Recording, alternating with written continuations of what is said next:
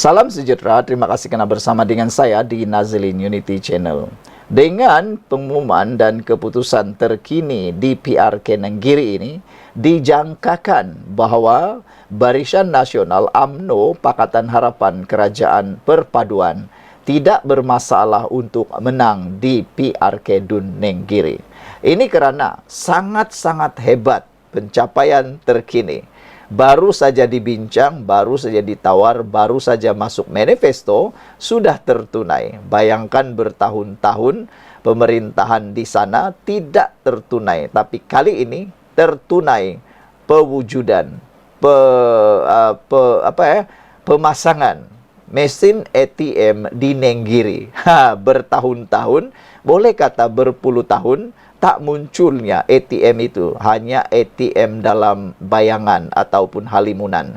Tapi bersyukurlah ada PRK Dun Nenggiri ini, hikmahnya besar, yaitu rakyat di Nenggiri menerima limpahan nikmat apabila yang hari ini juga dilaporkan ada jalan raya baru yang akan dibina di sana. Banyak lagi projek yang dibuat, dijanjikan, dan ini bukan sekadar janji. Kalau yang ini, ATM sudah dipasang di Nenggiri. Jadi, janji telah ditepati. Adakah ini akan merugikan UMNO ataupun menguntungkan UMNO?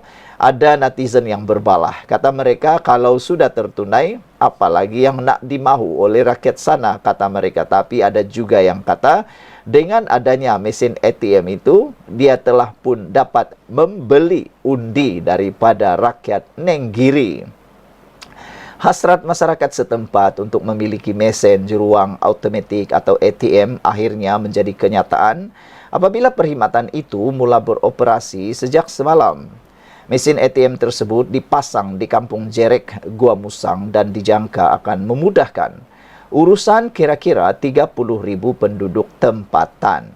Pembukaan mesin ATM itu dibuka 5 hari selepas ia disuarakan calon Barisan Nasional BN, Muhammad Azmawi Fikri Abdul Ghani, yang berjanji untuk mengusahakan perkhidmatan berkenan kepada orang ramai. Wah, ini hebatnya.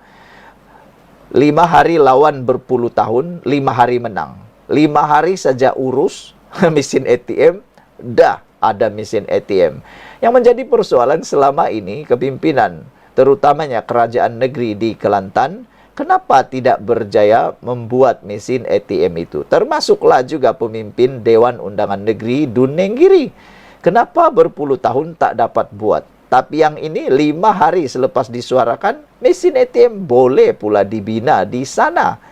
Saudara, mesin ATM ini boleh merancangkan ekonomi di kawasan setempat, bahkan dapat memudahkan 100% rakyat di kawasan tersebut. Tinjauan Malaysia kini mendapati mesin ATM itu diletakkan di sebuah pasar mini di kampung berkenan. Mengulas kemudahan terbaru yang diberikan itu, penduduk kampung Terbabit, iaitu Muhammad Zulkifli Harun, meluahkan rasa syukur apabila penantian mereka sejak puluhan tahun lalu kini berakhir. Katanya, saya bersyukur apabila mesin ATM pertama berjaya disediakan di kawasan ini. Kami amat mengalu-alukan kemudahan ini. Jika sebelum ini kami perlu pergi sejauh 50 km untuk mengeluarkan wang, namun kini tidak lagi, katanya ketika ditemui. Juru jual di Pasar Mini Terbabit, Nurazila Ahmad, menjelaskan, selepas ini ada cadangan untuk disediakan pula kemudahan mesin deposit wang. Permulaannya hanya mesin pengeluaran wang sahaja diletak. Selepas ini akan diletakkan mesin bagi tujuan deposit tunai, katanya lagi. Sebelum ini, Muhammad Azmawi berjanji akan berusaha untuk mendapatkan mesin ATM yang menjadi keperluan mendesak warga Nenggiri. Penduduk di kawasan Nenggiri, di kawasan Jeram, Bertam dan sekitar menginginkan mesin ATM. InsyaAllah, Ambo, saya akan usahakan segera untuk adakan mesin ATM di kawasan berkenan, katanya lagi. Saya akan hubungi pihak bank-bank yang boleh membantu kita dalam mengadakan dan menjadikannya satu realiti untuk mesin ATM dekat dengan adik kakak, katanya dalam satu video campaign yang dimuat naik di media sosialnya. Nasib baik dia tunaikan, kalau tidak nanti jadi pula bahan. Kali ini tak jadi bahan dan terbukti dia cakap serupa bikin. Ya, susulan itu Kementerian Keuangan memaklumkan kerajaan sedang berbincang dengan beberapa institusi perbankan untuk menyediakan kemudahan kepada masyarakat Nenggiri. Komen daripada netizen berkait isu ini ialah ATM bukan masalah sebenar. Jika ekonomi Nenggiri meningkat, cawangan bank pun akan dibuka di sini. Apatah lagi ATM. Jadi siapa yang tidak membangunkan ekonomi Nenggiri, kata Black Panther. Sekian dulu untuk kali ini. Jangan lupa tinggalkan komen Anda. Salam sejahtera. Nak tanya kepada Anda sebelum teruskan ulasan kali ini. Anda kenalkah siapa Papa Gomo? Siapa yang timbul di pemikiran dan ingatan Anda bila saya tanya siapa Papa Gomo? Bagaimana mukanya, bagaimana suaranya, bagaimana bentuk tubuhnya, bagaimana pipinya, mukanya, jambangnya, dan sebagainya. Anda pasti teringat, Papa Gomo itu satu orang saja. Tapi rupa-rupanya, menurut laporan ini, Azri menafikan dia ialah Papa Gomo. Aduh, satu Malaysia tergelak dengan laporan kali ini. Saya pun tergelak sebab Azri tidak mahu mengaku dia ialah Papa Gomo. Lucu, memang saya pun agak lucu. Nak ketawa pun boleh, tak ketawa pun boleh. Sebab yang kita tahu Papa Gomo tu Papa Gomo lah kan. Tapi Azri tak mengaku dia Papa Gomo. Tak apalah, kalau dia tak mengaku kita tak paksalah. Mana tahu kan betul-betul ada Papa Gomo yang lain. Papa Gomo yang orang pepatah Melayu kata pelanduk dua serupakah, pelanduk tiga serupakah, pelanduk lima serupakah, macam itulah kan. Bekas Exco Pemuda UMNO Muhammad Wan Azri Wan Deris hari ini menafikan dia adalah sebagai personality dalam talian kontroversi yang dikenali sebagai Papa Gomo. Jadi yang selama ini bersiaran di dalam laman-laman sosial, di channel, di mana-mana lah laman sosial yang dikenali sebagai Papa Gomo tu siapa? Macam serupa pula dengan Wan Azri kan? Tak tahulah. Dia kata dia bukan Papa Gomo. Jadi maknanya ada orang yang menyerupai Muhammad Wan Azri Wan Deris. Saya tergelak sepanjang waktu buat ulasan kali ini sebab saya sangka Papa Gomo tu ialah Muhammad Wan Azri Wan Deris. Tapi dia kata dia bukan Papa Gomo. Okeylah, kalau begitu siapa Papa Gomo? Kita nak tanyalah kepada Muhammad Wan Azri Wan Deris ini. Nak tanyalah siapa itu Papa Gomo kalau dia bukan Papa Gomo. Orang yang selalu bersiaran di channel, di media-media sosial yang dikenali sebagai Papa Gomo tu siapa? Dalam perbicaraan di Mahkamah Tinggi Kuala Lumpur hari ini, aktivis Perikatan Nasional PN itu juga menafikan dia seorang penulis blog politik. Aduh, makin pening kepala saya. Siapalah sebenarnya Papa Gomo ini kalau Wan Azri ini tak mengaku dia bukan Papa Gomo? Betul-betullah pepatah Melayu kata, pelanduk dua serupa. Yang ini bukan lagi pelanduk dua serupa, tapi pelanduk lima serupa. Saudara-saudara sekalian, sudahlah Wan Azri tidak mengaku dia Papa Gomo. Dia juga tidak mengaku sebagai penulis blog politik. Jadi kalau begitu, siapa yang tulis? Itu persoalan dia. Azri memberi keterangan tersebut dalam kes saman fitnah yang dikenakan terhadapnya oleh Lim Guan Eng dan anak bekas Menteri Keuangan terbabit klien Lim. Ada orang kata, mereka kata, oh kalau dah mula takut, macam-macam lah timbul. Kalau dah mula disaman, macam-macam lah timbul. Termasuklah tidak mengaku diri sendiri, kata mereka. Pasangan anak beranak itu menyaman Azri berhubung dakwaan di Facebook mengenai wang tunai 2 juta ringgit Malaysia yang tidak diisytiharkan dibawa masuk ke Singapura pada 29 Februari tahun 2020. Azri membuat penafian itu ketika disoal balas oleh Peguam Lim dan Klin Simon Murali petang tadi.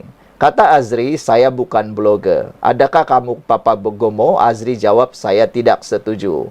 Defendant juga tidak bersetuju dengan cadangan peguam bahawa dia mentadbir akaun Facebook yang membuat dakwaan itu. Sebaliknya, dia mendakwa akaun berkenaan dikendalikan oleh peminatnya. Nah, habislah kali ini. Peminatlah yang akan disiasat. Jadi siapalah peminat yang mentadbir itu? Nanti kena siasat juga tuh. Sebenarnya kalau menipu pun senang saja didetek tuh. Nak mencari siapa orang pentadbirnya itu senang saja.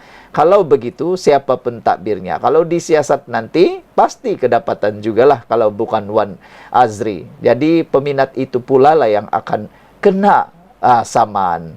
Azri juga menjelaskan bahawa akaun pribadinya menggunakan nama sebenar sepenuhnya dan menjadi tempat dia berkongsi video secara langsung setiap hari. Jadi siapa, di mana channel itu, di mana dia punya akaun pribadi itu. Kita nak tahulah kan, bagaimanapun akaun Facebook saya telah ditutup oleh SKMM tahun lepas, kata Wan Azri. Kita tak nak cakap lagi dia Papa Gomo sebab dia bukan Papa Gomo. Dia tak mengaku Papa Gomo. Jadi kita mula panggil dia Azri sajalah kan. Lim dan Clin berhujah bahawa Azri adalah pentadbir akaun Facebook Papa Azri yang membawa dakwaan hantaran berunsur fitnah pada 14 Mac 2020.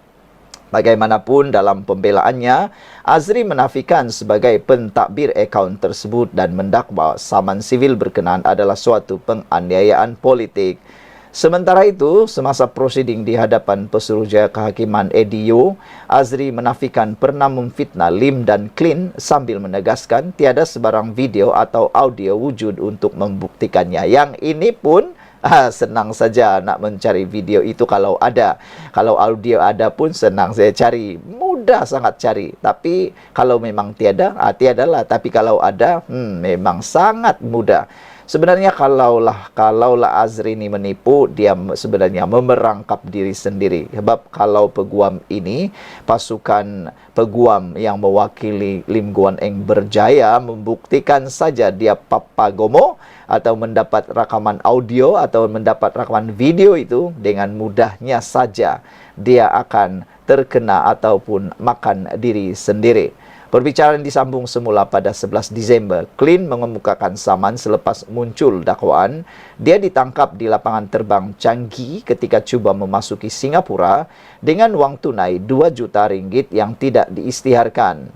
Lim menuntut ganti rugi sebanyak 3 juta ringgit Malaysia berhubung dakwaan dia terbang ke Republik Terbabit, kononnya untuk menyelamatkan Clin pada hari tersebut. Peguam Simon Murali mewakili Lim dan Clin, manakala Azri diwakili oleh Logan Eskandar Abdullah. Komen daripada netizen berkait isu ini selain daripada saya yang tergelak sepanjang waktu membacakan laporan ini, ada komen ini, iaitu Popol Maus kata, dia ni ada masalah identiti. Dia ni ada masalah identiti, dah tak kenal diri sendiri, baik hantar ke wad orang yang hilang identiti ataupun wad orang gila, kata Popol Maus. Black Hawk kata, penafian yang dah basi. Penafian yang sama digunakan semasa perbicaraan kes fitnahnya ke atas Datuk Seri Anwar Ibrahim yang terbukti bahawa Papa Gomo adalah milik si Malaun itu, yang akhirnya dia kalah dan terpaksa membayar hampir 1 juta ringgit Malaysia kepada Datuk Seri Anwar Ibrahim. Rupa-rupanya Papa Gomo pun pernah menggunakan penafian yang sama, tapi terbukti tidak berjaya. Itulah kan, sudah buat baru menafikan diri. Yang saya suka ni Popol Maus kata, dia ni ada masalah identitika, dah tak kenal diri sendiri, baik hantar ke word, kata Popol Maus. Sekian dulu untuk kali ini, jangan lupa tinggalkan komen anda.